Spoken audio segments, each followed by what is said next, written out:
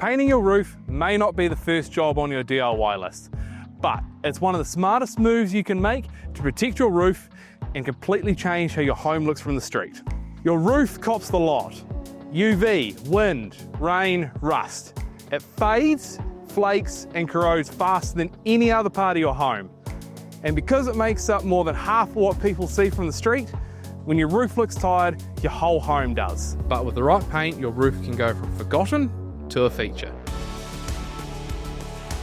A fresh coat instantly adds value, curb appeal, and long-lasting protection that keeps your home looking newer for longer. That's where RoofMax by MASTERMAX comes in, your all-in-one solution. Water-based for easy cleanup, fortified with linseed oil for extra grip and deep adhesion, packed with anti-corrosive pigments to stop rust before it starts. Built tough for galvanised iron, spouting, and metal roofs.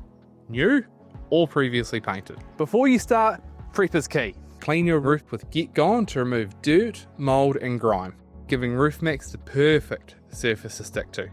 Once it's dry, you're ready to paint. Applying RoofMax is as easy as it gets. Brush, roller, or sprayer.